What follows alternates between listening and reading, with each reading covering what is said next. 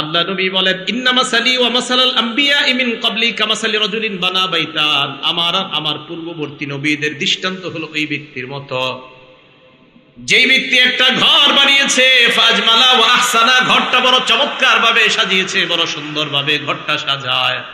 দেখেন সাজানোর পর ইল্লা মাউদি আলাবিনা ফি জাওিয়া, একটা ইট পরিমাণ জায়গা খালি আছে। কি পরিমাণ জায়গা খালি? ইট পরিমাণ জায়গা খালি।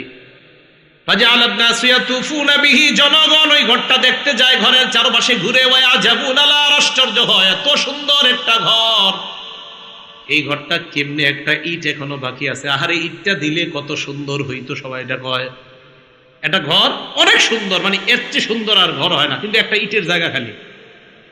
তো সবাই তওয়াফ করে আর কয়, এত সুন্দর একটা ঘর, ইটের জায়গাটা কেন খালি? আল্লাহ নবী কয়, ফাআল্লাহ বিদা, যেই খালি জায়গার ইটটা আমি হলাম সেই ইট, আমি হলাম সেই ইট। আল্লাহ আদম নবীর মাধ্যমে ঘরটা সাজানো শুরু করেছেন, ঈসা নবী পর্যন্ত ঘরটা আল্লাহ থামাইছেন, ইটের জায়গাটা আল্লাহ ফাঁকা রাখছেন, আমি নবীর মাধ্যমে ওই ফাঁকা পূরণ করে ঘরের সৌন্দর্যের সমাপ্তি আল্লাহ টেনে দিলেন। হাদিসের শেষে আল্লাহ নবী বলেন, আনা খাতিমুন নবিয়্যিন, আমি শেষ নবী, আমার পরে আর কোনো নবী নাই। খাতিম কেন বলছি জানেন? যারা আপনাদেরকে ধোকা দিতে চায় না, এরা কয় খতিম না খতাম, এরা কয় খতিম না খতাম।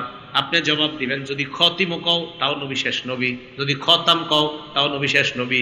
পাল্টা প্রশ্ন করবে আপনাকে, খতামের দলিল কি? আপনি জবাব দিবেন সূরা আহজাবের 40 নম্বর আয়াত হলো খতামের দলিল। এরা বলবে খতিমের দলিল কি? বলবেন বুখারীর 3535 হলো খতিমের দলিল। তামের দলিলও আছে, তিমের দলিলও আছে। সূরা আহজাবের 40 নম্বর আয়াতে আল্লাহ বলেন, মা কাদা মুহাম্মাদুল আবা আহাদিম মির রিজালিকুম, মুহাম্মদ সাল্লাল্লাহু আলাইহি ওয়াসাল্লাম তোমাদের কারো পুরুষের পিতা নন, ওয়ালাকিন রাসূলুল্লাহ, তিনি আল্লাহর রাসূল, খাতামান নবিয়্যিন, সুবহানাল্লাহ, খাতাম, তিনি শেষ নবী। তাহলে খাতাম বলেন, খাতিম বলেন, মুহাম্মদ সাল্লাল্লাহু আলাইহি সাল্লাম শেষ নবী, ওনার পর আর কোনো নবী নেই।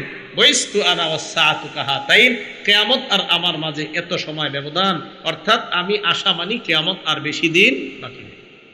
কাপাসিয়া কওমি পরিষদ বারিশাব ইউনিয়ন শাখার উদ্যোগে আয়োজিত ইসলাহি মাহফিলের উপস্থিত হযরত উলামায়ে কেরাম, বিশেষ করে আমার আগে আলোচনা করেছেন, অত্যন্ত প্রিয়, মোহাব্বতের এবং আস্থার জায়গা হযরত মাওলানা মুফতি লুৎফুর রহমান ফরাইজি দামাত বরকাতুহুল আলিয়া, পরিচালক Talimul Islam institute and research centre Dhaka, উপস্থিত হযরত উলামায়ে কেরাম, সামনে উপবিষ্ট মুসলমান ভাইয়েরা,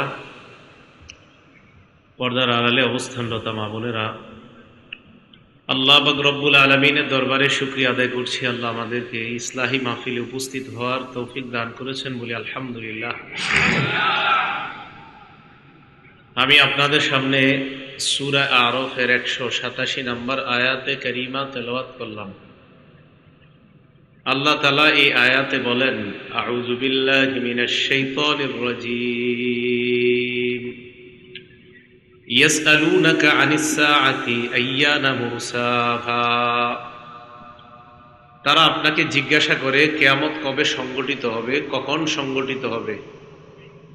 কুল ইন্নামা ইলমুহা ইনদা রাব্বি, আপনি বলেন কিয়ামতের জ্ঞান এটা আমার রবের কাছে। লা ইউজাল্লিহা লিওয়াক্তিহা ইল্লা হু, সময় মতো আমার রব এই কিয়ামতের বিষয়টা প্রকাশ করবেন। সাকুলাত ফিস সামাওয়াতি ওয়াল আরদ, কিয়ামতটা আসমান জমিনের উপর খুব কঠিন হবে।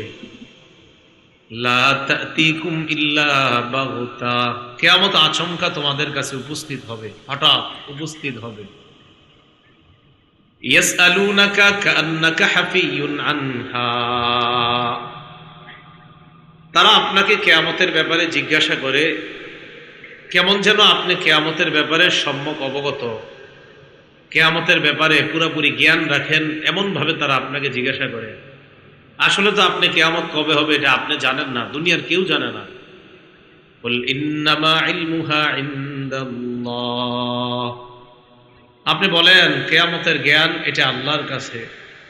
ওয়ালাকিন্না আকসারান নাসি লা ইয়ালামুন, অধিকাংশ মানুষ জানে না, বিষয়টা বুঝে না, জানে না। আয়াতের শিক্ষা কিয়ামতের জ্ঞান একমাত্র কার কাছে? তাহলে কিয়ামত কবে হবে এটা কে জানে? আল্লাহ। সূরা হজের ৭ নম্বর আয়াতে আল্লাহ বলেন, আউযু বিল্লাহি মিনাশ শাইতানির রাজীম ওয়া আন্নাস সাআতা আতিয়াতুল লা রাইবা ফিহা ওয়া আন্নাল্লাহা ইয়াবআসু মান ফিল কুবুর, অবশ্যই কিয়ামত আসবে, কোনো সন্দেহ নাই। নিশ্চয়ই আল্লাহ কবরে যারা আছে তাদেরকে আবার পুনরুত্থান করবেন, এতে কোনো সন্দেহ নাই। তাহলে কিয়ামত আসবে এটাতে কোনো সন্দেহ নাই, বাকি কবে আসবে কে জানে? আল্লাহ। সূরা শুরা আয়াত নাম্বার 17 এবং 18 নাম্বার আয়াত আল্লাহ বলেন, আউযু বিল্লাহি মিনাশ শাইতানির রাজীম ওয়া মা ইউদরিকা লাআল্লাস সাআতা করিব, কিসে আপনাকে জানাবে, কোন জিনিস আপনাকে জানাবে, হয়তো কিয়ামত কাছে, একদম নিকটে। ইয়াস্তাজিলু বিহাল্লাযীনা লা ইউমিনুনা বিহা, কিয়ামত যারা বিশ্বাস করে না তারা কিয়ামতকে ত্বরান্বিত করতে চায়, তারা চায় কিয়ামত দ্রুত আসুক। যারা বিশ্বাস করে না এরা বলে আথুর কিয়ামত, এগুলা ফাও কথা, এগুলা মুসলমানদের বানানো কথা, নাউজুবিল্লাহ। ওয়াল্লাযীনা আমানু মুশফিকুনা মিনহা, আর যারা ঈমানদার তারা কিয়ামতের ব্যাপারে ভীত সন্ত্রস্ত থাকে, তারা ভয়ে থাকে। ওয়া ইয়ালামুনা আন্নাহাল হক, ঈমানদাররা এটা জানে যে কিয়ামতের বিষয়টা সত্য, কিয়ামত আসবে সন্দেহ নাই, কিয়ামত হবে এটা ঘটবে সন্দেহ নাই, বাকি কবে ঘটবে কে জানে? আল্লাহ। আলা ইন্নাল্লাযীনা ইউমারুনা ফিস সাআতি লাফি যালালিম বাঈদ, শোনো কিয়ামতের ব্যাপারে যারা ঝগড়া করে তারা দূরবর্তী পথভ্রষ্টতার মধ্যে নিপতিত, তারা পথভ্রষ্ট। তাহলে কিয়ামতের ব্যাপারে ঝগড়া করা যাবে না, কিয়ামত হবে সন্দেহ নাই, কবে হবে আল্লাহ জানে। সূরা লোকমানের 34 নম্বর আয়াত, অর্থাৎ সূরা লোকমানের শেষ আয়াত, আউযু বিল্লাহি মিনাশ শাইতানির রাজীম ইন্নাল্লাহা ইনদাহু ইলমুস সাআ, কিয়ামত কবে হবে, কিয়ামতের জ্ঞান এটা আল্লাহর কাছে। নিশ্চয়ই কিয়ামতের জ্ঞান একমাত্র আল্লাহর কাছে, কবে হবে এটা আল্লাহ জানেন। এই ব্যাপারে আমরা সহিহ বুখারীর একটা বর্ণনা শুনি, 4777 নম্বর হাদিস, 4777, 4777। এই হাদিসের বর্ণনাকারী আবু হুরায়রা রাদিয়াল্লাহু তাআলা আনহু, আন আবি হুরায়রা রাদিয়াল্লাহু তাআলা আনহু قال, আবু হুরায়রা রাদিয়াল্লাহু তাআলা আনহুর বর্ণনা, এক ব্যক্তি আল্লাহ নবীর সামনে আসলেন, চুলগুলা কালো, শরীরের সারা পোশাক পরিহিত অবস্থা, দেখতে যুবক। এমন অনেক যুবক আল্লাহ রাসূলের সামনে আসলেন, আসার পর নামাজের মধ্যে যেইভাবে আমরা হাঁটু গেড়ে বসি আল্লাহ নবীর সামনে ওইভাবে হাঁটু গেড়ে বসে গেলেন। সাহাবারা কেউ চিনতে পারে না, সবাই অপরিচিত মানুষটার দিকে তাকায় আছে। যুবক আল্লাহ রাসূলকে প্রশ্ন করলেন, মাল ঈমানু ইয়া রাসূলুল্লাহ, হে আল্লাহ নবী, ঈমান কি জিনিস আপনার কাছে জানতে চাই। আল্লাহ নবী জবাব দিলেন, আল ঈমান আন তুমিনা বিল্লাহি ওয়া মালাইকাতিহি ওয়া কুতুবিহি ওয়া রুসুলিহি, ঈমান হলো আল্লাহকে বিশ্বাস করা, ফেরেশতা বিশ্বাস করা, আল্লাহর যত কিতাব এগুলা বিশ্বাস করা, যত নবী রাসূল দুনিয়াতে পাঠিয়েছেন আল্লাহ সবাইকে বিশ্বাস করা, ওয়া তুমিনা বিলিকাইহি, আল্লাহর সাথে সাক্ষাৎ হবে এটা বিশ্বাস করা, ওয়া তুমিনা বিল বাসিল আখির, আল্লাহ আবার আমাদেরকে পুনরুত্থান করবেন, এই বিষয়টা বিশ্বাস করার নাম হলো ঈমান। সবাই তাকায় দিছে, এই প্রশ্ন কি করে এগুলা, কিন্তু চিনে না কেউ লোকটারে। দ্বিতীয় প্রশ্ন করলেন, মাল ইসলামু ইয়া রাসূলুল্লাহ, হুজুর ইসলাম কি জিনিস আপনার কাছে জানতে চাই। আল্লাহ নবী জবাব দিলেন, আল ইসলাম আন তা'বুদাল্লাহ লা তুশরিকু বিহি শাইআ। ইসলাম হলো আল্লাহর ইবাদত করা, আল্লাহর সাথে শিরিক না করা। ওয়া তুকিমাস সালাহ, নামাজ আদায় করা। ওয়া তুতিয়াজ যাকাতাল মাফরুদাহ, ফরজ যাকাত আদায় করা। ওয়া তাসুমা রমাদান, রমজান মাসে রোজা রাখা। আগন্তুক প্রশ্ন করলেন, মাল ইহসান ইয়া রাসূলুল্লাহ, হুজুর আপনার কাছে জানতে চাই ইহসান কি জিনিস। এক নাম্বার ঈমান জানতে চাইলেন, দুই নাম্বার ইসলাম কি জিনিস জানতে চাইলেন, তিন নাম্বার জানতে চাইলেন ইহসান কি জিনিস আপনার কাছে জানতে চাই। নবীজি জবাব দিলেন, আল ইহসান আন তা'বুদাল্লাহা কাআন্নাকা তারাহ।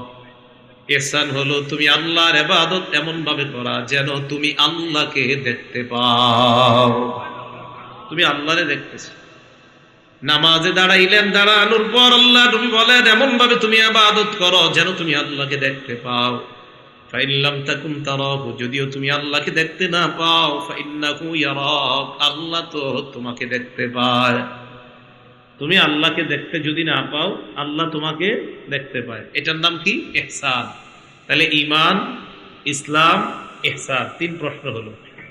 চার নাম্বার প্রশ্ন করলেন, মাতাস সাআতু ইয়া রাসূলুল্লাহ, হুজুর কিয়ামত কবে হবে আপনার কাছে জানতে চাই। আল্লাহ নবী জবাব দিলেন, মাল মাসউলু আনহা বিআলামা মিনাস সাইল, জিজ্ঞাসিত ব্যক্তি মানে যাকে জিজ্ঞাসা করা হয়েছে এই ব্যক্তি জিজ্ঞাসাকারীর চাইতে কিয়ামতের ব্যাপারে বেশি অবগত না। নবী বুঝাইতে চাইলেন তুমি প্রশ্নকারী যেমন কিয়ামতের ব্যাপারে জানো না, আমাকে প্রশ্ন করলা, আমিও কিয়ামতের ব্যাপারটা জানি না, তুমিও জানো না, আমিও জানি না। কিয়ামতের ব্যাপার জানে একমাত্র কে? এরপর আল্লাহ নবী বললেন, সাউহাদ্দিসুকা আন আমারাতিহা, কিয়ামতের ব্যাপারটা যদিও তুমি জানো না, আমি জানি না, তবে কিয়ামতের কিছু আলামত তোমাকে বলতে পারি। ইদা ওয়ালাদাতিল মারআতু রাব্বাতাহা, দাসী যখন মনিবকে জন্ম দিবে বুঝবা কিয়ামত আর বেশি বাকি নাই। অন্য বর্ণনায় আনতালিদাল আমাতু রাব্বাতাহা, দাসী যখন তার মনিবকে জন্ম দিবে বুঝবা কিয়ামতের আর বেশি বাকি নাই। সব উল্টা পাল্টা হয়ে যাবে। অযোগ্য ব্যক্তিরা যোগ্যতার আসন দখল করবে, বুঝবা কিয়ামতের আর বেশি বাকি নাই। ওয়াইদা কানাল হুফাতুল উরাত রুউসান নাস, নগ্ন পা নগ্ন দেহ বিশিষ্ট ব্যক্তি মানুষের নেতা হবে। অন্য বর্ণনায় ইয়াতাতাওয়ালুনা ফিল বুনিয়ান, বিশাল বড় বড় অট্টালিকা বানাবে রাখাল। নিম্ন শ্রেণীর মানুষ অট্টালিকা বানাবে, বানানোর পর যারে আগে কেউ গণত না, অট্টালিকা বানানোর পর সালামের আর শেষ হয় না। আসলে তাকে সালাম দেয় না, দেয় তার টাকাকে সালাম। আল্লাহ নবী বলেন এই জাতীয় অবস্থা যখন হবে বুঝবা কিয়ামত আর বেশি দিন বাকি নাই, কিয়ামত কাছে। তো এই কথা বলার পর রাসূল শেষে বললেন, খামসুন লা ইয়ালামুহুন্না ইল্লাল্লাহ, পাঁচটা বিষয় এমন যে বিষয়গুলো আল্লাহ ছাড়া কেউ জানে না, নবী জানে না, ওলি জানে না। পাঁচটা বিষয় জোরে বলেন একমাত্র জানে কে? আল্লাহ। কেন নবী জানে না? কেন নবী না গায়েব জানে? হ্যাঁ, পাঁচ বিষয় কে জানে? একমাত্র আল্লাহ। তো নবীজি সাল্লাল্লাহু আলাইহি সাল্লাম কেন জানে না? বলেন আল্লাহ জানায়নি। বলেন সবাই বলেন নবীজি কেন জানে না? বলেন আল্লাহ, আল্লাহ জানাননি তাই জানে না। তাহলে আল্লাহ জানাইলে নবী জানেন, আল্লাহ না জানাইলে নবী জানেন না। বাংলাটা বলেন, কেউ যদি বলে নবী গায়েব জানে, জবাব দিবেন আল্লাহ নবীকে যা জানান নবী তা জানেন, আল্লাহ যদি না জানান নবী তা জানেন না। মনে থাকবে না ইনশাআল্লাহ? খামসুন লা ইয়ালামুহুন্না ইল্লাল্লাহ, পাঁচটা বিষয় এমন যে পাঁচ বিষয় আল্লাহ ছাড়া কেউ জানে না। এক নাম্বার, ইন্নাল্লাহা ইনদাহু ইলমুস সাআ, কিয়ামত কখন হবে বিষয়টা জানে একমাত্র আল্লাহ। দুই নাম্বার, ওয়াইনাজ্জিলুল গায়স, কোন জমিনে কোন সময় কি পরিমাণ বৃষ্টি বর্ষণ করবে আল্লাহ এটা জানেন একমাত্র আল্লাহ। আসমানে তাকিয়ে দেখবো প্রচন্ড মেঘ দেখা যায়, প্রচুর মেঘ দেখা যায়, ঘন কালো আকাশ দেখা যায়, মনে হয় বৃষ্টিতে একটু পর দুনিয়া সয়লাব হয়ে যাবে। হঠাৎ দেখবেন আকাশ সুন্দর হয়ে যায়। বৃষ্টি হবে কি হবে না এটা জানেন একমাত্র আল্লাহ। আমরা ধারণা করি বৃষ্টি হবে, হয় না। আমরা ধারণা করি বৃষ্টি হবে না, হয়। তাহলে বৃষ্টি কি পরিমাণ কখন হবে এটা কে জানে? আল্লাহ। 3 নাম্বার ওয়ায়ালামু মা ফিল আরহাম, বাচ্চার একটা আকৃতি পেটে মায়ের পেটে আসার আগে ছেলে হবে না মেয়ে হবে জানে একমাত্র আল্লাহ। আকৃতি আসার পর জানে আল্ট্রাসোনোগ্রাম। এই জায়গায় প্রশ্ন করে বসে হুজুর করে, হুজুর আল্ট্রাসোনো করলে তো জানা যায়।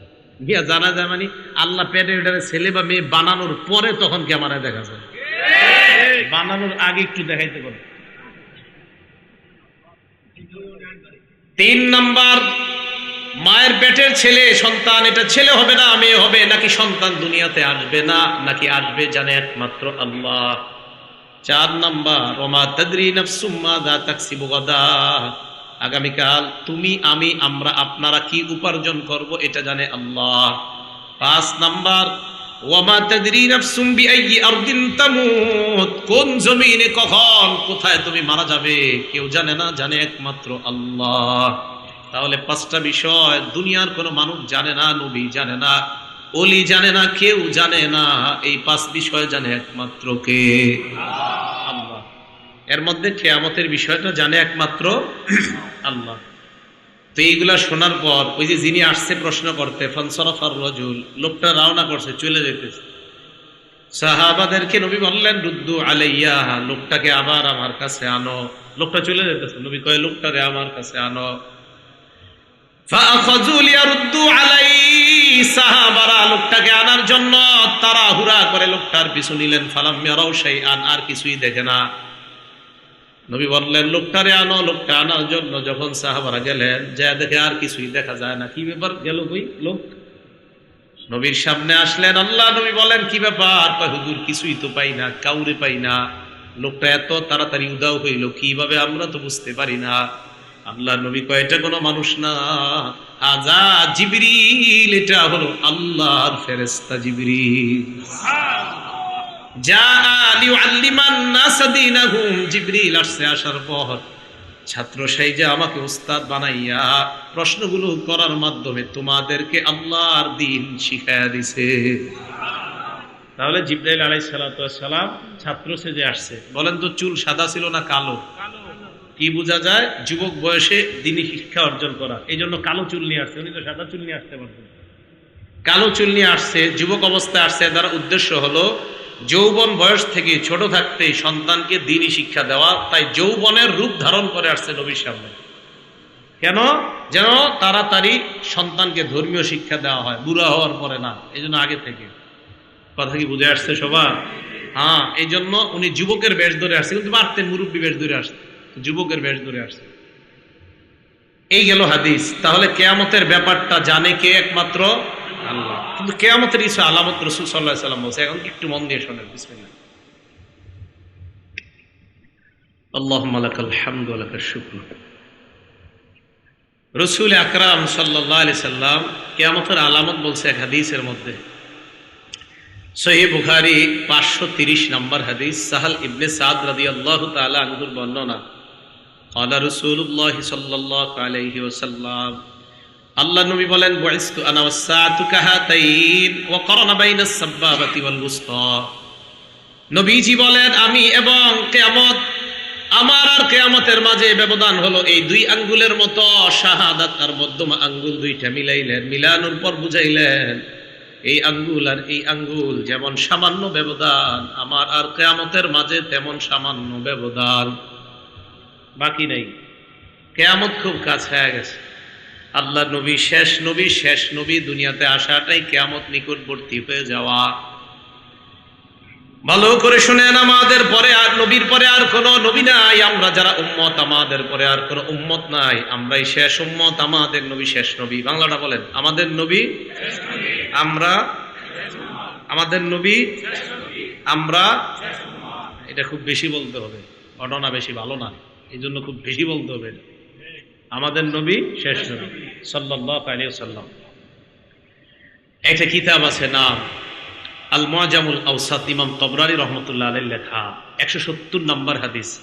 আন জাবির রাদিয়াল্লাহু তাআলা আনহু قال قال رسول الله সাল্লাল্লাহু আলাইহি ওয়াসাল্লাম, জাবির রাদিয়াল্লাহু তাআলা আনহুর বর্ণনা, আল্লাহ নবী বলেন আনা কাঈদুল মুরসালিন ওয়ালা ফাখরা, সমস্ত নবীদের নেতা আমি, আল্লাহ নেতা বানিয়েছে, আমার কোনো অহংকার নাই। ওয়া আনা খাতামুন নাবিয়্যিন ওয়ালা ফখরা, আমি শেষ নবী, আমার মাধ্যমে নবুয়তের দরজা আল্লাহ বন্ধ করে দিয়েছে, আমার কোনো গর্ব নাই। ওয়া আনা শাফি' মুশাফফা, কিয়ামতের ময়দানে আমি সুপারিশ করব, আর শোনো তোমরা, আমার সুপারিশ আল্লাহ গ্রহণ করবেন। ওয়ালা ফখরা, আমার কোনো ফখর নাই, গর্ব নাই। তাহলে আবার বলেন, আমাদের নবী শেষ নবী। তবরানী শরীফের আরেকটা বর্ণনা, এটা হল আল মুআজামুল কাবীর, হাদিস নাম্বার 7535 নাম্বার হাদিস। আন্না রাসূলুল্লাহ সাল্লাল্লাহু আলাইহি ওয়াসাল্লাম কামা ফিন নাসি ফি হাজ্জাতিল বাদা, বিদায় হজের সময় আল্লাহ নবী জনগণের সামনে দাঁড়াইলেন। দাঁড়িয়ে আল্লাহ নবী সাহাবাদের উদ্দেশ্যে বললেন, ও সাহাবাদের দল, আল্লাহ নবী বাদি, আমার পরে আর কোনো নবী নাই। ওয়ালা উম্মাতা বাদাকুম, তোমাদের পরে আর কোনো উম্মত নাই। ফা'বুদু রাব্বাকুম, তোমরা তোমাদের রবের ইবাদত করো। ওয়া আকিমু খামসাকুম, পাঁচ ওয়াক্ত নামাজ আদায় করো। ওয়া সুমু শাহরাকুম, রমজান মাসের রোজা রাখো। ওয়া আতিউ উলাতা আমরিকুম, আমিরের আদেশের আনুগত্য করো।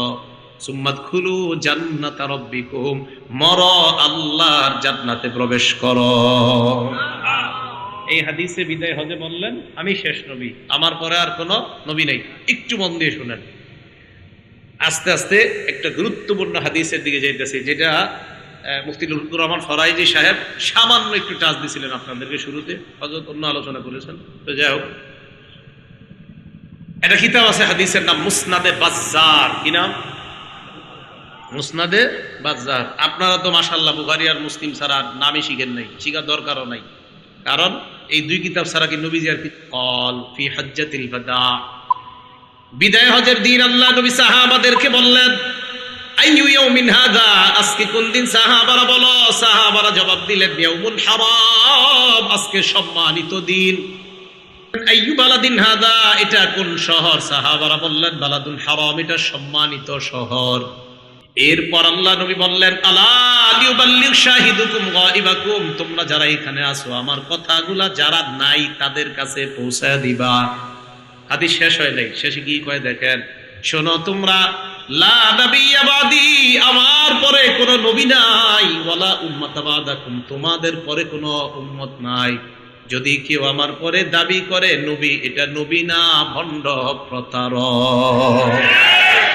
নবীজির পরে কোনো নবী নাই। বলেন, আমাদের নবীজির পরে আর কোনো নবী নাই। তাহলে আমাদের নবী শেষ নবী। উনি শেষ নবী, দুনিয়াতে আসাটাই কিয়ামত নিকটবর্তী হয়ে যাওয়া। এবার আরেকটা হাদিস শোনেন, সহিহ বুখারী হাদিস নাম্বার 3455 নাম্বার হাদিস, 3455 নাম্বার হাদিস। এই হাদিসের বর্ণনাকারী আবু হাযিম রাহমাতুল্লাহি আলাইহি, তিনি বলেন, ক্বাআদতু আবু হুরায়রা রাদিয়াল্লাহু তাআলা আন 5 সিনিনা, আমি আবু হুরায়রা রাদিয়াল্লাহু তাআলা আনহুর ক্লাসে 5 বছর বসলাম। সামি'তুহু ইউহাদ্দিসু আন রাসূলিল্লাহি সাল্লাল্লাহু আলাইহি ওয়াসাল্লাম, আমি আবু হুরায়রা রাদিয়াল্লাহু তাআলা আনহুকে বর্ণনা করতে শুনলাম, আল্লাহ নবী বলছেন, কানাত বানু ইসরাঈল তাসুসুহুমুল আম্বিয়া, বনি ইসরাইলের নবীদের নিয়ম ছিল, একজন নবীর পর আর একজন নবী দুনিয়াতে আসতেন, আসার পর তিনি নবী হতেন, তিনি তাদেরকে নেতৃত্ব দান করতেন। দেখেন এরপরে কি কয়, কুল্লামা হালাকা নাবিয়্যুন খালাফাহু নাবিয়্যুন, একজন নবী ইন্তেকাল করলে আল্লাহ আরেকজন নবী পাঠায় দিতেন। একজন নবী ইন্তেকাল, আল্লাহ আরেকজন নবী পাঠায় দিতেন। এখন আপনাদেরকে একদল এই হাদিস দিয়ে ধোঁকা দিতে পারে, দেখছনি আল্লাহ নিয়ম হইল এক নবী আসলে উনি যখন দুনিয়া থেকে যায় আল্লাহ আরেক নবী পাঠায়, তো মুহাম্মদ সাল্লাল্লাহু আলাইহি সাল্লামের পরে আল্লাহ আরেক নবী কেন পাঠাবে না? ধোঁকা দিতে পারে। এটা কিভাবে ধোঁকা দিবে জানেন? হাদিস একটু বইলা ধোঁকা দিবে, পরে যে আরেকটু আছে হাদিস ওইটা আর কয় না। ঠিক বেদাতি যারা, এরা আপনাদেরকে হাদিস শোনায় ধোঁকা দেয়, ওই হাদিস যে হাদিসের শেষেই জবাব নবী দিয়ে দিছে, বাকি অংশ কয় না, যেতটুকু অংশ দিয়ে ধোঁকা দেওয়া যাবে অতটুকু কয়। তো এই যে হাদিসটা না, এই হাদিস দিয়ে বলবে, দেখছো বনি ইসরাইলের নবী একজন আসে যায় আবার আসে, একজন আসে যায় আবার আসে, তো মুহাম্মদ সাল্লাল্লাহু আলাইহি সাল্লাম আসলেন, এরপর আরেকজন কেন আসবে না? ধোঁকাবাজ কিভাবে ধোঁকা দেয়? তো আপনি সাধারণ মুসলমান এমন করবেন, আচ্ছা তাই তো, এরকমই তো বিষয়টা, কিন্তু হাদিস যে আর একটু বাকি আছে ওই অংশটা আর কয় না। আল্লাহ নবী কয়, শোনো তোমরা, বনি ইসরাইলের একজন নবী যখন মারা যাইতেন আর একজন নবী আল্লাহ পাঠাইছে, ভালো করে জানো, আর আমার পরে আর কোন নবী আসবে এমন চিন্তাও করবা না। লা নাবিয়্যা বাদি, এই হাদিসের শেষে নবী বলছে, শোনো, আমার পরে কিন্তু কোন নবী নাই। এই হাদিসে আল্লাহ নবী জানায়া দিলেন আমার পরে কিন্তু নবী নাই। ধোঁকাবাজরা প্রথম অংশ দিয়ে ধোঁকা দিতে পারে, নবী গেলে আরেকজন আসে। এই হাদিসে নবী কয় আমি গেলে আরেকজন আসবে এমন কিন্তু না, আমার পরে আর কোন নবী নাই। এবার আল্লাহ নবী বলেন ওয়াসায়াকুনু খুলাফা ফায়াকসুরুনা, আমার পরে যারা হবে প্রচুর পরিমাণ খলিফা হবে, আমার পরে আর কোন নবী হবে না। সাহাবারা বললেন ফামা তা'মুরুনা ইয়া রাসূলুল্লাহ, খলিফা আসলে আমরা কি করব, আমাদেরকে আপনি জানায়া দেন। আল্লাহ নবী জবাব দিলেন, খলিফা যখন আসবে ফু বিবাইআতিল আউয়াল ফাল আউয়াল, খলিফা আসলে একের পর এক তোমরা বায়াত গ্রহণ করবা, আতুহুম হাক্কাহুম, তাদের হক আদায় করবা। ফাইন্নাল্লাহা সাইলুহুম আম্মা ইসতারআহুম, আল্লাহ পাক রব্বুল আলামিন প্রত্যেক প্রতিনিধিদেরকে তাদের দায়িত্ব সম্পর্কে প্রশ্ন করবেন। খলিফাদের আনুগত্য তোমরা করবা, বাকি প্রতিনিধি যারা হবে তাদেরকে তাদের অর্পিত দায়িত্বের ব্যাপারে আল্লাহর কাছে তারা ধরা খাবে, আল্লাহ তাদেরকে জিজ্ঞাসা করবেন। তাহলে বলেন তো, আমাদের নবী শেষ নবী, আমাদের নবী, ওনার পরে কি নবী আসবে না খলিফা? খলিফা। তাহলে আমাদের নবীর পরে নবী আসবে না, কি আসবে? খলিফা। এবার আরেকটা হাদিস শুনেন, যে হাদিস দিয়া একটা সম্প্রদায় আছে, ওই সম্প্রদায় একটা হাদিস দিয়ে এক সম্প্রদায় আপনাদেরকে ধোঁকা দিবে। বিসমিল্লাহ। তিরমিজি শরীফের 3731 নম্বর হাদিস। এই হাদিস দিয়ে যারা ধোঁকা দিবে তারা হলো হযরত আলী রাদিয়াল্লাহু তাআলা আনহুর আবেগী ভক্ত। কি ভক্ত? মানে একদল মানুষ হযরত আলীর নবী মানে, হযরত আলীর কি মানে, মানে এত আবেগ দেখাইতে দেখাইতে হযরত আলীর নবী মানালা। এখন দেখেন ধোঁকাবাজিটা কিভাবে করে। তিরমিজি শরীফের 3731 নম্বর হাদিস। عن سعد بن أبي وقاص رضي الله تعالى عنه قال, سعد بن أبي وقاص رضي الله تعالى عنه বর্ণনা, তিনি বলেন أن رسول الله صلى الله عليه وسلم قال لعلي بن أبي طالب رضي الله تعالى عنه, আল্লাহ নবী হযরত আলীকে বললেন, আলী আনতা মিন্নি বিমানজিলাতি মূসা বিমানজিলাতি হারুন মিন মূসা। হযরত আলীকে আল্লাহ নবী বললেন, আলী, মূসা নবীর নিকট হারুন নবীর যেমন অবস্থান, আমার নিকট তেমন তোমার অবস্থান। সুবহানাল্লাহ।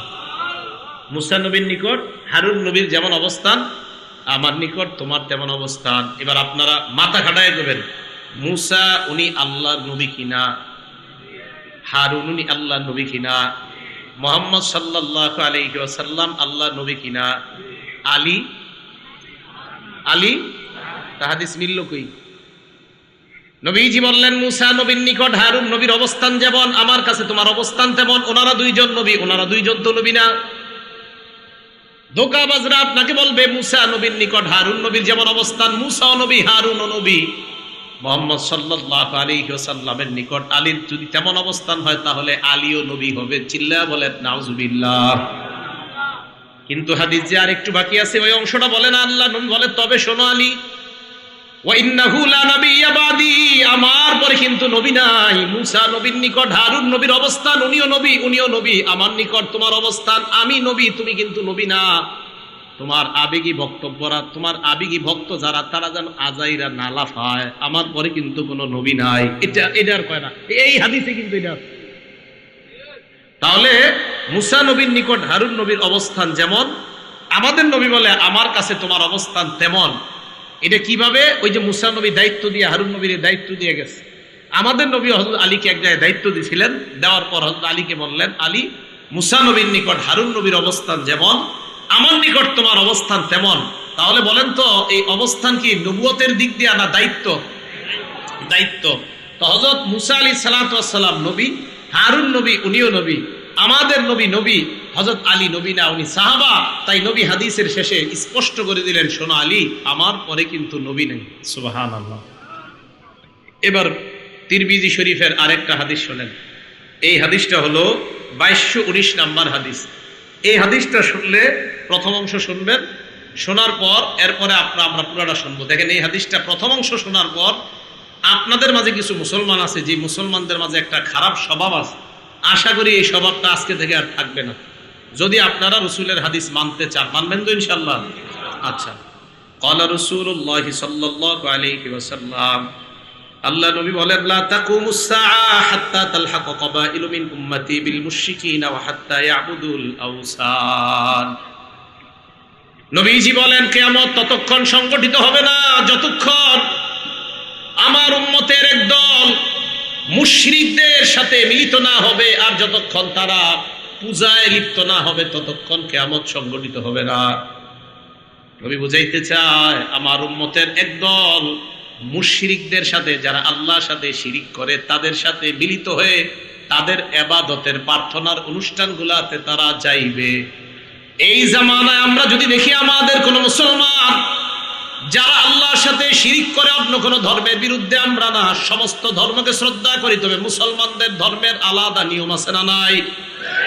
মুসলমানদের মধ্যে ইসলামী মূল্যবোধ বিশ্বাসী যদি কোনো মানুষ মুশরিকদের সাথে মিলিত হয়ে বলে আমি তাদের সাথে একাত্মতা প্রকাশ করলাম, আমরা ওই মানুষটাকে জানায় দিব, তোমারে দেখে আমার নবীর কথার সত্যতার প্রতি আমাদের ঈমান আরো বেড়ে যায়।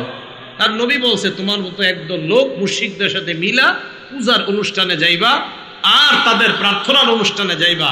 প্রত্যেক ধর্মের অনুষ্ঠান আমরা শ্রদ্ধা করি, বাকি প্রত্যেক ধর্মের অনুষ্ঠান ওই ধর্মের মানুষের জন্য, অন্যদের জন্য না।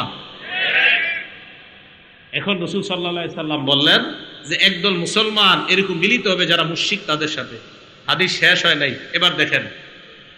এবার আল্লাহ নবী বলেন, আন্নাহু সায়াকুনু ফি উম্মতি সালাসুনা কাযাবুনা, আমার উম্মতের মধ্যে 30 জন মিথ্যাবাদীর আবির্ভাব ঘটবে। বলেন কয়জন? 30।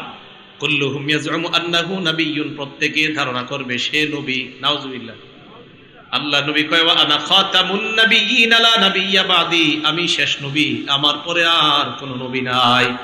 এই হাদিস যদি বুঝে থাকেন, 30 জন মিথ্যাবাদী যদি দাবিদার নবী বললেন হবে, পাকিস্তান বলেন, বাংলাদেশ বলেন, ভারত বলেন, সৌদি আরব বলেন, সারা দুনিয়ার মধ্যে যদি কেউ নতুন ভাবে বলে আমি নবুয়তের দাবিদার করলাম, আমরা তাকে জানায় দিব আমার নবীর ভাষা অনুযায়ী তুমি হলা 30 জন মিথ্যাবাদীর একজন। তুমি 30 জন মিথ্যাবাদীর একজন। কারণ নবীজি বলছে 30 জন মিথ্যাবাদীর আবির্ভাব ঘটবে যারা প্রত্যেকে দাবি করবে আমি নবী। আর রাসূল সাল্লাল্লাহু আলাইহি সাল্লাম বলেন, আমি শেষ নবী, আমার পরে আর কোনো নবী নাই। কথাগুলো মনে থাকবে ভাই? তাহলে রাসূল সাল্লাল্লাহু আলাইহি সাল্লাম বলে দিলেন আমি শেষ নবী, আমার পরে নবী নাই। এবার একটু বুঝেন, ফরাইজি সাহেব তো বই নিয়ে আসছিল, যাক মাশাআল্লাহ।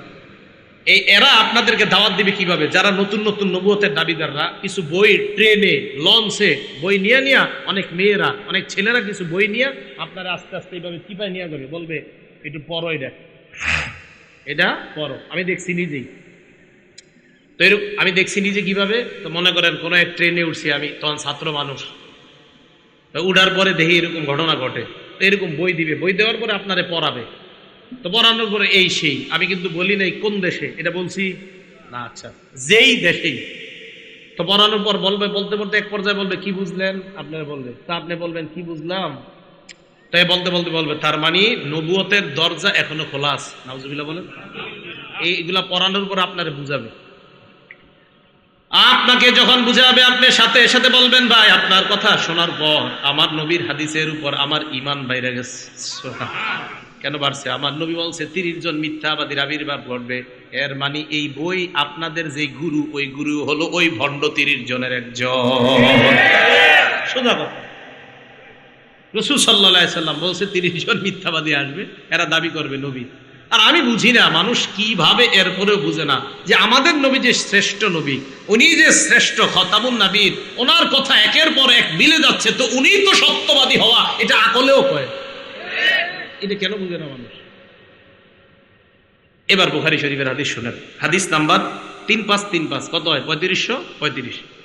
এই হাদিসে অধ্যায় কায়েম করছে ইমাম বুখারী রাহমাতুল্লাহ আলাইহি, বাবু খাতিমিন নবিয়িন সাল্লাল্লাহু আলাইহি সাল্লাম। খাতিমিন, খতাম না, খাতিমিন। এই হাদিসের মধ্যে আসছে আবু হুরায়রা রাদিয়াল্লাহু তাআলা আনহুর বর্ণনা, ক্বালা রাসূলুল্লাহ সাল্লাল্লাহু আলাইহি ওয়াসাল্লাম, আল্লাহ নবী বলেন, ইন্নামা সালি ওয়া মাসালাল আম্বিয়া মিন ক্বাবলি কামাসালি রাজুলিন বানা বাইতান, আমার পূর্ববর্তী নবীদের দৃষ্টান্ত হলো ওই ব্যক্তির মতো যেই ব্যক্তি একটা ঘর বানিয়েছে ফাজমালা ওয়া আহসানা, ঘরটা বড় চমৎকার ভাবে সাজিয়েছে, বড় সুন্দর ভাবে ঘরটা সাজায়। দেখেন সাজানোর পর ইল্লা মাউদি আলাবিনা ফি জাওিয়া, একটা ইট পরিমাণ জায়গা খালি আছে। কি পরিমাণ জায়গা খালি? ইট পরিমাণ জায়গা খালি। ফাজআলান নাসু ইয়াতুফুনা বিহি, জনগণ ওই ঘরটা দেখতে যায়, ঘরের চারপাশে ঘুরে, ওয়া আজাবুনা লা, আশ্চর্য হয়, এত সুন্দর একটা ঘর, এই ঘরটা কেমনে একটা ইট এখনো বাকি আছে, আহারে ইটটা দিলে কত সুন্দর হইতো। সবাই এটা কয়, একটা ঘর অনেক সুন্দর, মানে এর চেয়ে সুন্দর আর ঘর হয় না, কিন্তু একটা ইটের জায়গা খালি। তো সবাই তওয়াফ করে আর কয় এত সুন্দর একটা ঘর, ইটের জায়গাটা কেন খালি? আল্লাহ নবী কয় ফাআল্লাহ বিনা, যেই খালি জায়গার ইটটা আমি হলাম সেই ইট, আমি হলাম সেই ইট। আল্লাহ আদম নবীর মাধ্যমে ঘরটা সাজানো শুরু করেছেন, ঈসা নবী পর্যন্ত ঘরটা আল্লাহ থামাইছেন, ইটের জায়গাটা আল্লাহ ফাঁকা রাখছেন, আমি নবীর মাধ্যমে ওই ফাঁকা পূরণ করে ঘরের সৌন্দর্যের সমাপ্তি আল্লাহ টেনে দিলেন। হাদিসের শেষে আল্লাহ নবী বলেন আনা খাতিমুন নবিয়্যিন, আমি শেষ নবী, আমার পরে আর কোনো নবী নাই। খাতিম কেন বলছি জানেন? যারা আপনাদেরকে ধোকা দিতে চায় না, এরা কয় খতিম না খতাম, এরা কয় খতিম না খতাম। আপনি জবাব দিবেন, যদি খতিমও কও তাও নবী শেষ নবী, যদি খতাম কও তাও নবী শেষ নবী। পাল্টা প্রশ্ন করবে আপনাকে, খতামের দলিল কি? আপনি জবাব দিবেন সূরা আহজাবের 40 নম্বর আয়াত হলো খতামের দলিল। এরা বলবে খতিমের দলিল কি? বলবেন বুখারীর 3535 হলো খতিমের দলিল। তামের দলিলও আছে, তিমের দলিলও আছে। সূরা আহজাবের 40 নম্বর আয়াতে আল্লাহ বলেন মা কানা মুহাম্মাদুন আবা আহাদিম মির রিজালিকুম, মুহাম্মদ সাল্লাল্লাহু আলাইহি ওয়াসাল্লাম তোমাদের কারো পুরুষের পিতা নন, ওয়ালাকিন রাসূলুল্লাহ, তিনি আল্লাহর রাসূল, খাতামান নবিয়্যিন, সুবহানাল্লাহ, খাতাম, তিনি শেষ নবী। তাহলে খাতাম বলেন, খাতিম বলেন, মুহাম্মদ সাল্লাল্লাহু আলাইহি সাল্লাম শেষ নবী, ওনার পর আর কোনো নবী নাই। বইস্তু আনা ওয়াসসাআতু কাহাতাইন, কিয়ামত আর আমার মাঝে এত সময় ব্যবধান, অর্থাৎ আমি আশা মানি কিয়ামত আর বেশি দিন বাকি নেই। আরেকটা হাদিস শুনেন, সহিহ বুখারীর 5231 নম্বর হাদিস। ক্বালা রাসূলুল্লাহ সাল্লাল্লাহু আলাইহি ওয়াসাল্লাম, আল্লাহ নবী বলেন ইন্না মিন আশরাতিস সাআ আইয়ুরফাল ইলম, নবীজি বলেন কিয়ামতের আলামতের মধ্যে এটাও একটা আলামত, আইয়ুরফাল ইলম, ইলম উঠে যাবে। বলেন কি উঠে যাবে? ভালো করে বলেন কি উঠে যাবে? ইলম উঠে যাবে। ফরাইজি সাহেবের বয়ানের শুরু দিক দিয়ে একটু শুনছি, পরে আবার ঘুমাইসে গেছে, মন চাইছে শুনতাম, কিন্তু পরে বৈশা ঘুমায় গেছে। শুরু দিক দিয়ে উনি ওলামাদের শান আলোচনা করতেছিলেন। তো দেখেন কি কয় আল্লাহ, ইন্নাল্লাহা লা ইয়ারফাউল ইলম, ও ইন্না মিন আশরাতিস সাআ আইয়ুরফাল ইলম, কিয়ামতের আলামতের মধ্যে একটা হলো ইলম উঠিয়ে নেওয়া হবে। কি উঠিয়ে নেওয়া হবে? 2 নাম্বার ওয়াসবুতাল জাহলু, মূর্খতা প্রতিষ্ঠিত হবে, মূর্খতা প্রতিষ্ঠিত হবে, মূর্খতা সমাজের মধ্যে ছড়ায় পড়বে। আলহামদুলিল্লাহ সূরাটা বিশুদ্ধভাবে পড়তে পারে না, কয় আপনার সাথে আমি বহস করতে চাই। আমি কিন্তু বহস পারিও না, আমারও তো যোগ্যতাও নাই, সত্যি সত্যি। মুবাহিস তো আমাদের ফরাইজ হিসাব আবরার ভাই, ওনারা তো অনেক সময় বলে আমি বহস করতে চাই, সূরা ফাতিহা কি পারে না, শুদ্ধ পারে না। আমি বলছি না যে উনি বহসে পারবে না, যিনি বলে মাশাআল্লাহ উনিও ভালো বহস করে, কথার কথা যেই বলে উনি বলো, আপনাদের কেউ বলেন, অথবা একটা জেনারেল শিক্ষিত আপনারা বলেন যে আমি আপনার সাথে বহস করতে চাই, আমি বলবো না মাশাআল্লাহ এটা আপনার যোগ্যতা, আল্লাহ তাআলা আরো বাড়ায় দেবে। কিন্তু আমি সাথে সাথে বলবো বহস করতে কত ভালো লাগবে। তো আপনি বলবেন 1 ঘন্টা 2 ঘন্টা 3 ঘন্টা, আমি বলবো ভাই এই 1-2 ঘন্টা সময় নষ্ট না কইরা সূরা ফাতিহাটা শিখা নামাজটা শুদ্ধ করেন। সময় নষ্ট করবেন না, ফাতিহাটা শিখেন। খারাপ কথা বলছি? আমি কিন্তু বলি নাই যে আপনি বহসের যোগ্যতা রাখেন, আপনি বহসের যোগ্যতা রাখেন, এটা স্বীকার করছি। এবং আমি আরিফ বিন হাবিব তো মনে করি সবাই আমার চেয়ে ভালো জানেন বহস, কিন্তু আমি বলি যদি সূরা ফাতিহা, এটা আমি আলহামদুলিল্লাহ ভাই আমার সূরা ফাতিহাটা আমি শুদ্ধ করে শিখছি, আমি একটু বলতে পারবো আল্লাহর কাছে আল্লাহ আমি শুদ্ধ করে নামাজ পড়ার চেষ্টা করছি। কিন্তু আপনি অনেক বড় বহস করুন না লোক, কিন্তু আপনি সূরা ফাতিহা জানেন না, আমার আর আপনার মাঝে দুইজনের মাঝে আল্লাহ কিন্তু আপনাকে ঠেকায় দিবে।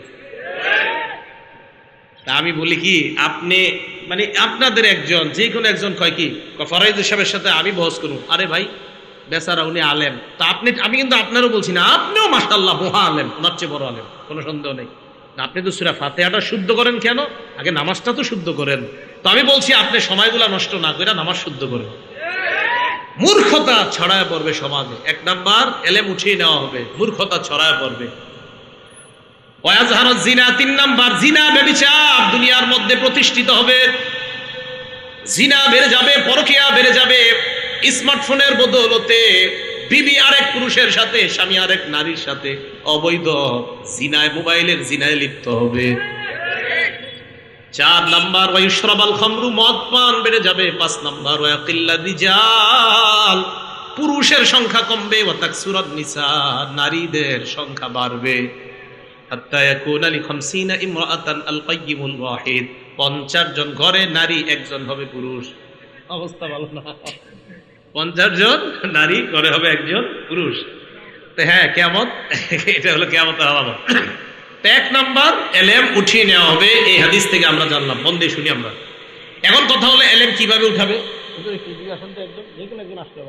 এই যে এদিক তাকান, এই যে এদিক তাকান, এই যে টান দিলাম, ছিনায় নিলাম, এইভাবে এলেম উঠায় নিবে না। সহিহ বুখারীর 100 নম্বর হাদিস। ক্বালা রাসূলুল্লাহ সাল্লাল্লাহু আলাইহি ওয়াসাল্লাম, আল্লাহ নবী বলেন, ইন্নাল্লাহা লা ইয়াকবিজুল ইলমা ইনতিজাআন ইয়ানতাজিউহু মিনাল ইবাদ, আল্লাহ বান্দাদের থেকে এইভাবে ছু মেরে এলেম উঠায় নেবেন না। এবার আপনাদের প্রশ্ন, হুজুর তাহলে এলেম আল্লাহ কিভাবে উঠায় নেবেন? আহারে মুসলমান, কিভাবে আপনাদেরকে বুঝাই? নবীজি বলেন, ওয়ালাকিন ইয়াকবিজুল ইলমা বিকবজিল উলামা, আলেমদেরকে উঠায় নেওয়ার মাধ্যমে এলেম আল্লাহ উঠায় নেবেন। হাফিজি হুজুর চলে যাওয়া মানে এলেমের একটা সাগর চলে যাওয়া। আল্লামা শাইখুল হাদিস চলে যাওয়া মানে এলেমের সাগর চলে যাওয়া। আল্লামা আমিনী রহমতুল্লাহ চলে যাওয়া মানে এলেমের বিশাল সমুদ্র চলে যাওয়া। আর আমি আর আপনি চটি বই পড়ি আর দাবি করি হুজুররা কি জানে, আমি সব জানি। আফসোসের কথা। রসুল বললেন এলেম আল্লাহ উঠায় নেবে, আলেমদের উঠায়। আমার আপনার হতাশ হওয়া দরকার, আফসোস করা দরকার যে আলেমরা বিদায় নিচ্ছে। এটা আমাদের জন্য কপাল খারাপের লক্ষণ। আর আমি আপনি এখনো ঝগড়া নিয়ে আসি। এখনো আমি আপনি একজন শাইখুল হাদিসের ভুল ধরে গিয়ে আজকে সকাল থেকে একটা নতুন বই পইরা, বেচারা 20 বছর বুখারী পড়ায়, ওনার ভুল ধরতে যান আপনি।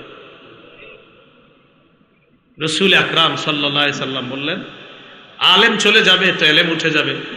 আজকে আমি আরিফ বিন হাবিব, আরো আমরা হুজুররা আপনাদের সামনে জুমা পড়াই, কথা বলি, আর ভাবেন এই হুজুরের চেয়ে বড় হুজুর মনে আর দুনিয়াতে নেই। অথচ আমার নবী বলেন না, আলেম চলে যাওয়া মানে এলেম চলে যাওয়া। এই যা দেখতেছো এইগুলার ভাষা ভাষা কিছু বিদ্যা দেখতেছো, আসল এলেম তো আল্লাহ একের পর এক উঠিয়ে দিচ্ছে, উঠিয়ে দিচ্ছে। এই চিন্তা চেতনা না। বুখারী শরীফের সব মানেন তো এই হাদিসটা একটু মানতে পারেন না যে বুখারীর 100 নম্বর হাদিসে নবী বলছেন এলেম আল্লাহ উঠিয়ে নেয় আলেমদেরকে উঠায় নেওয়ার মাধ্যমে। তো এই চেতনা, এই চিন্তা, এই পেরেশানি আমার আপনার মাথায় কেন আসে না? সর্বনাশ, আমাদের দেশের আলেমরা চলে যাওয়া মানে তো এলেম চলে যাচ্ছে। আমি আপনি এই টেনশন না করে নতুন নতুন ভাবে আমি আপনি দাবি করতে চাই আমি কোরআন বেশি বুঝি, আমি হাদিস বেশি বুঝি। এত বেশি বুঝতে বুঝতে হাদিস অস্বীকার করে শুধু কোরআন বুঝে। এখন শুধু কোরআন, এখন আপনি নতুন শুধু কোরআন আর হাদিস দরকার নেই। অপেক্ষায় থাকেন, কিছুদিন পরে বলবে কোরআনের এই অংশটুকু মানি না, এটুকু মানি। এটার অপেক্ষায় থাকেন, বলবে। কেন বলবে জানেন? আমি তো জানি কেন বলবে। কারণ যারা শুধু কোরআন মানে, হাদিস মানে না, এদের দাবি হলো এরা কোরআন বুঝে। আমি এদেরকে অসংখ্যবার বলছি এরাও কোরআন বুঝে না। কেন বলছি জানেন? আমি এদেরকে বলছি আপনারা পুরা কোরআন পড়েন না, এই জন্য বুঝেনও না। এদের অনেককে আমি বলছি যে আপনারা কোরআনও বুঝেন না। কিভাবে বুঝেন না কোরআন? আপনি তো কোরআন পুরাটা পড়েন না।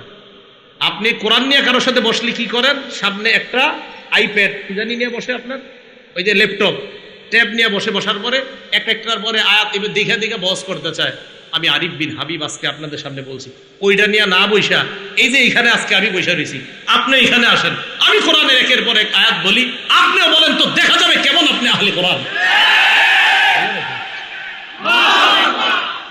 আহলে কোরআন শুধু কোরআন মানে কি? কোরআন ইন্টারনেট ল্যাপটপ কোরআন। আপনি তো কোরআন এত বুঝেন তো আসেন না আপনি। আপনি এমনি রাস্তায় মনে করেন আসর নামাজ পড়ছি দুজনে এক মসজিদে, আসরের নামাজের পরে দুজন দাঁড়ায় দাঁড়িয়ে একটু কথা বললাম, জনগণ দেখুক। আপনি তো এটা জীবনে করবেন না, কারণ আপনি নিজেও জানেন কোরআনের কয়েকটা আয়াত আপনি মুখস্থ করছেন, বাকিগুলো আপনার জানা নাই। আজীব এক পেরেশানিতে আছি আমরা। তো রাসূল আকরাম সাল্লাল্লাহু আলাইহি সাল্লাম বললেন আল্লাহ এলেম উঠিয়ে নেবেন আলেমদেরকে উঠায় নেওয়ার মাধ্যমে। কিভাবে উঠায় নেবেন বলেন তো? আলেমদেরকে। নবীজি বলেন হাত্তা ইযা লাম ইবকি আলিমান, মানুষ আর আলেম খুঁজে পাবে না। এক পর্যায়ে ইত্তাখাযান নাসু রুউসান জুহাল, দাজ্জাল মানুষ জাহেলদেরকে ধর্মীয় নেতা বানাবে। জাহেলদেরকে ধর্মীয় নেতা বানানোর পর ফাসুইলু, তাদেরকে প্রশ্ন করা হবে। প্রশ্ন করার পর ফাফতাউ বিগাইরি ইলমিন, বিদ্যা ছাড়াই ফতোয়া দিয়ে দিবে। ফাদল্লু আদল্লু, নিজেরাও পথভ্রষ্ট হবে, যাদেরকে ফতোয়া দিবে তাদেরকেও পথভ্রষ্ট বানাবে। আমি অবাক হয়ে যাই, বিভিন্ন জায়গায় আমাদের দেশেও সারা দুনিয়াতে এমন এমন কিছু মানুষ আছে যাদেরকে এই পর্যন্ত আমি জীবনেও দেখি নাই কোনো প্রশ্নে বলছে এটা আমার জানা নাই, সব জানে। আমি অবাক, এমন এমন অনেক ব্যক্তি আছে যারা মানে কোনো প্রশ্নে উনি কখনো বলে নাই আমি জানি না, অথচ আল্লাহর রাসূল অনেক প্রশ্নে বলছে আমি জানি না। জিবরাইল না জানাইলে কি আজীব বর্তমান যুগের এমন এমন আলেম আছে যারা কোনো প্রশ্নে না আমি জানি না মানে উনি সব জানে। পরে যাই না কি হয় জানেন, এমন এক ফতুয়া দেয় যে ফতুয়ার কারণে জনগণের মধ্যে দুই দল হয়ে যায়। মানে অবাক, ফতুয়া এভাবে দিবে, জাহেলদেরকে যখন নেতা বানাবে। তো আল্লাহ এইভাবে আলেমদের মাধ্যমে এলেম উঠিয়ে নেবেন, এটা গেল একটা বিষয়। এরপরে বললেন ওয়াজহারু জিনা, ব্যভিচার সমাজে প্রতিষ্ঠিত হবে, ব্যভিচার বেড়ে যাবে। সহিহ বুখারী 2475 নম্বর হাদিস, ক্বালা রাসূলুল্লাহ সাল্লাল্লাহু আলাইহি ওয়াসাল্লাম, আল্লাহ নবী বলেন লা ইয়াজনি জানি হিনা ইয়াজনি ওয়া হুয়া মুমিন, ব্যভিচারকারী যখন ব্যভিচার করে তখন তার ঈমান থাকে না, ব্যভিচার করা অবস্থায় তার ঈমান উপরে ঘুরতে থাকে। একবার চিন্তা করেন যদি ওই অবস্থায় মারা যায়। ওয়ালা ইয়াসরিকুস সারিকু হিনা ইয়াসরিকু ওয়া হুয়া মুমিন, চুরি যখন চুরি করে, চোর যখন চুরি করে, চুরি করা অবস্থায় তার ঈমান থাকে না, ঘুরতে থাকে। ওয়ালা ইয়াশরাবুল খামরা হিনা ইয়াশরাবু ওয়া হুয়া মুমিনুন, মদ পান করা অবস্থায় তার ঈমান থাকে না, ঈমানটা ঘুরতে থাকে। ওয়ালা ইয়ানতাহিবু নুহমাতান হিনা ইয়ানতাহিবু ওয়া হুয়া মুমিনুন, ছিনতাইকারী যখন ছিনতাই করে তখন তার ঈমান থাকে না, ঈমান ঘুরতে থাকে। আহারে ছিনতাইকারী আর জিনাকারী আর মদপানকারী তারা যদি একবার ভাবে ওই অবস্থায় যদি আবার মরণ হয়, যে অবস্থায় আমার ঈমানটা যদি না আসে, অপরাধ করা অবস্থায় যদি তার ঈমান না আসে, ওই অবস্থায় যদি তার মরণ হয়ে যায়। সহিহ বুখারীর 6612 নম্বর হাদিসে আল্লাহ নবী বলেন ইন্নাল্লাহা কাতাবা আলা ইবনি আদম হাজ্জাহু মিনাজ জিনা আদরাকা যালিকা লা মাহালা, আদম সন্তানকে আল্লাহ জিনার পরীক্ষা দ্বারা পরীক্ষা করবেন, কোনো সন্দেহ নাই। ফাজিনাল আইনি আন নজরু, চোখের জিনা হলো দেখা, কোন অবৈধভাবে যেই নারীকে দেখা আপনার হারাম, তার দিকে তাকানো, এটা চোখের জিনা। বর্তমান জামানায় হয়ে গেছে কি কথা কয়, মুখ না ঢাকলেও নারীর পর্দা হয়ে যায়। তাহলে চোখের জিনা আর কোনটা? নারীর চেহারা যদি না ঢাকলে পর্দা হয় তো চোখের জিনা কোনটা? হ্যাঁ। এরপর আপনি আপনার ছেলেকে বিয়ে করানোর জন্য একটা মেয়েকে দেখতে যান, মেয়ের বাড়িতে নাকি রাস্তায়? সবাই বলেন বাড়িতে না রাস্তায়? কেন বাড়িতে যাবেন? এখন তো সহজ হয়ে গেছে, মুখ যেহেতু খোলা রাখার কোনো ব্যাপার না, চা দোকানের সামনে দেখলেই তো হয়। দেখে নেবেন চা দোকানের সামনে, কলেজের বাইরে দেখবেন শেষ। হ্যাঁ, টাকাও বাঁচবো, এই তো সুন্দর কথা। কয় টাকাও বাঁচবো, সুন্দর কথা। আব্বারে বলবে আব্বা চা স্টলের সামনে দেখছি, তাহলে বলেন মুখ ঢাকতে হবে কিনা? আরে মুখ ঢাকতে হবে বলেই তো ছেলে সামান্য সময়ের জন্য ওই দিন মেয়েটাকে দেখা যায়। কত রকমের বিপদে যে একের পর এক করবেন আল্লাহ জানে। তো দেখেন এইগুলো এটা। এরপরে রাসূল সাল্লাল্লাহু আলাইহি সাল্লাম বলেন ওয়াজিনাল লিসান আল মান্তিক, মুখের জিনা হলো কথা বলা। যেই নারীর সাথে দেখা দেওয়া হারাম, ওই নারীর সাথে সরাসরি কথা বলাও হারাম, মোবাইলে কথা বলাও হারাম। এই কিভাবে কথা বলা হারাম? মোবাইলে আপনি অপরিচিত একটা নারীর সাথে কথা বললেন, কথা বলার পর রাত্রে আপনি বালিশে মাথাটা লাগায় চিন্তা করলেন না জানি দেখতে তিনি কেমন। আল্লাহ নবী কয় ওয়াত নাফসু তামান্না ওয়া তাশতাহি, তোমার দিল কল্পনা করে, এটা হলো দিলের জিনা, অন্তরের জিনা। কি এই জিনা হয় কিনা? ঘরে ঘরে এই জিনা হয়। এবার বুখারীর হাদিস শুনেন 5590 5590 নম্বর হাদিস। ক্বালা রাসূলুল্লাহ সাল্লাল্লাহু আলাইহি ওয়াসাল্লাম, এই হাদিসের অনুবাদটা মন দিয়ে শুনেন। লাকুনান্না মিন উম্মতি আকওয়াম, আমার উম্মতের মধ্যে এমন অনেক সম্প্রদায় বের হবে ইয়াস্তাহিল্লুনাল হিররা ওয়াল হারিরা, যারা জিনা করাকে হালাল মনে করবে, ওয়াল হারিরা রেশমের পোশাক পরা হালাল মনে করবে, ওয়াল খামরা মদ পান করা হালাল মনে করবে, ওয়াল মাআজিফা, মাআজিফের অনুবাদ করবনি, ঢোল তবলা গান বাদ্যকে হালাল মনে করবে। শুধু তাই নয়, বলবে আমি এমন কোন কিতাব বাকি নাই, সব পড়ছি, পড়ার পর কোথাও পাই নাই ঢোল তবলা হারাম। তাহলে বুখারীর এই হাদিসটা কই? কিতাবটা সব পড়ছেন, এটা পড়েন নাই মানে এটা মনে হয় এই জায়গাটা রেখে গেছেন। হ্যাঁ, বুখারী শরীফের 5590 নম্বর হাদিস। তো বুখারী শরীফ 5590 নম্বর হাদিস বাপ না আছে? তো থাকলে এই জায়গাটা গান বাদ্য ঢোল তবলা হারাম, তো সম্ভবত হযরত এই জায়গাটা পড়েন। হ্যাঁ, তো বলে যে সব করছেন, তো এই জায়গাটা আপনি পড়েন নাই, কি করছে? আচ্ছা যাই হোক, তাহলে যখন নাকি কেউ বলে যে গান বাদ্য হারাম, এটা হুজুররা কোথায় পাইছে, এই কথা বলার পরে নবীজির কথার উপর আমাদের ঈমান বেড়ে যায়, কারণ আমাদের নবীজি বলছে একটা সময় মানুষ গান বাদ্যকে হালাল মনে করবে। কি ভবিষ্যতে হবে না চলতেছে? চলতেছে। আল্লাহ বুঝার তৌফিক দান করেন। একটা কিতাব আছে, নাম মাজমাউজ জাওয়ায়েদ, ইমাম হাইসামি রহমতুল্লাহ আলাইহির লেখা, 1 নম্বর খণ্ড 134 নম্বর পৃষ্ঠা। এই কিতাবে একটা হাদিস আসছে, এক ব্যক্তি নবীর কাছে আসছে, হাদিসটা মন দিয়ে শুনে, এটা মজার হাদিস। আসার পর আল্লাহ রাসূলকে বললেন, ইয়া রাসূলুল্লাহ ইযাল্লি ফিজ জিনা, হুজুর আমারে জিনা করার অনুমতি দেন। নাউজুবিল্লাহ বলুন। কি করার অনুমতি চাইছে? জিনা করার। এবার আশেপাশে সাহাবায়ে কেরাম তো আপনার কি রে, ওই কি আর কথা খুঁজে পায় নাই নবীজির কওয়ার, জাজারুহু ওয়াকালু মাহ মাহ, সবাই বলছে এই এই আরে থাম থাম, আমরা এরকম বলি না, এই থাম থাম, এই কি কও নবীজির এগুলা, এই তুমি কোথায় কি কও? নবীজির এসে কইতাছে, হুজুর আমারে জিনা করার অনুমতি দাও। সাহাবারা থামাইছে, এই থামো। আল্লাহ নবী কত বড় দয়ার নবী, আল্লাহ রাসূল কয় উদনুহু, তাকে আমার কাছে আসতে দাও, আসতে দাও। এই জন্যই তো যারা বাতিনি গুনাহের মধ্যে লিপ্ত আছেন, যারা অন্তরের গুনাহগুলো হেফাজত করতে পারেন না, তাদের একজন আল্লাহওয়ালার কাছে যাওয়া দরকার। আল্লাহ নবী বললেন উদনুহু, আমার কাছে তাকে আনো, ফাদানাহু করিবাম মিনহু, আল্লাহর রাসূলের কাছে তাকে নিয়ে যায়। আমার নবী দিলের কত বড় ডাক্তার দেখেন। আল্লাহ নবী বলেন, শোনো, তুমি এত হিব্বুহু লিউম্মিকা, তুমি আমার কাছে জিনা করার অনুমতি চাইলা, তোমার মায়ের সাথে এই কর্মটা অন্য কেউ করুক, এটা তুমি পছন্দ করো কিনা? ওই ব্যক্তি জবাব দেয়, লা জাআলানি আল্লাহু ফাদাকা ইয়া রাসূলুল্লাহ, আল্লাহর কসম আমার মায়ের সাথে কেউ ব্যভিচার করবে এটা আমি কোশ্চিনকালেও পছন্দ করি না। আল্লাহ নবী বললেন, ফান্নাসু লা ইউহিব্বুনা লিউম্মাহাতিহিম, কোন মানুষ তার মায়েদের সাথে তুমি ব্যভিচার করবা, কেউ ব্যভিচার করবে, এটাও তারা তাদের মায়েদের জন্য পছন্দ করবে না। এরপর নবী বললেন, আতুহিব্বুহু লিইবনাতিক, তুমি কি তোমার মেয়ের সাথে অন্য কেউ অপকর্ম করুক, জিনা করুক পছন্দ করবা? জবাব দিলেন, লা ফাদাকা ইয়া রাসূলুল্লাহ জাআলানি আল্লাহু ফাদাক, আল্লাহর কসম এটা আমি অপছন্দ করি। আল্লাহ নবী বললেন, ফান্নাসু লা ইউহিব্বুনাহু লিবানাতিহিম, মানুষ তাদের কন্যার সাথে কেউ অপকর্ম করবে এটা পছন্দ করে না। নবী বললেন, আতুহিব্বুহু লিউখতিকা, তোমার বোনের সাথে কেউ অপকর্ম করবে পছন্দ করো কিনা? ওই ব্যক্তি জবাব দিলেন, লা। আল্লাহ নবী বললেন, ফান্নাসু লা ইউহিব্বুনাহু লিআখাওয়াতিহিম, কোন ভাই তার বোনের সাথে কেউ ব্যভিচার করবে এটা কোন ভাই চায় না।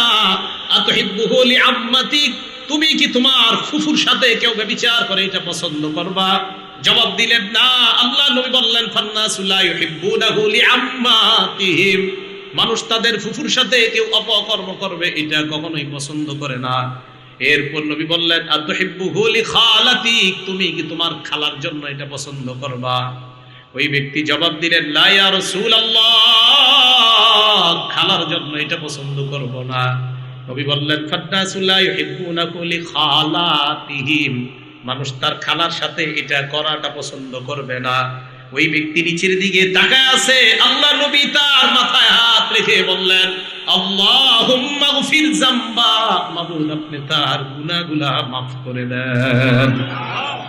এরপর বললেন, অতহির কলবা, আল্লাহ আপনি তার দিলটাকে পবিত্র বানায়া দেন। ওয়াহাসসিন ফরজা, তার লজ্জাস্থানটাকে আপনি হেফাজত করেন। সাহাবারা বলেন, ফালাম ইয়াকুন যালিকাল ফাতা লাম ইয়ালতাফিত ইলা শাইইন, ওই যুবকের অবস্থা এমন হয়েছে, এরপর ওই যুবক কোন নারীর দিকে তাকানো দূরের কথা, কোন জিনিসের দিকে এইভাবেও ফিরা তাকাইতো না। দিলের রোগ, এই রোগের জন্য একজন আল্লাহওয়ালার কাছে যাওয়া, একজন আল্লাহওয়ালার কাছে। দিলের রোগ, অন্তরের রোগ, এই রোগগুলার সুস্থতার জন্য কোন আল্লাহওয়ালার কাছে যাওয়া। আপনাদের কাপাসিয়ার জন্য তো নিয়ামত দেওনার হজরত আরো আছে, দেওনার হজরত আছে, আর কে আছে এদিকে? লতিফপুর মাদ্রাসা আছে পাশে, ওইদিকে আছে, আরো আছে আশেপাশে অনেক। তো এই আল্লাহওয়ালাদের মজলিসে যাবেন, যাইলে কি হয়, আপনি দেখবেন আপনি দিলের কিছু গুনাহ নিয়ে খুব পেরেশান, কাউরে বলতে পারতেছেন না। আল্লাহওয়ালাদের মজলিসে গেলে হবে কি জানেন, একটা উপকারিতা, আমি নিজেই পরীক্ষিত। আপনি যে পেরেশানি নিয়ে যাবেন, আপনি গিয়ে দেখবেন কি উনি ওই বয়ানগুলাই করতেছে, অর্থাৎ আপনার কারণেই তার মুখ দিয়ে আল্লাহ এগুলো বের করে দিতেছে।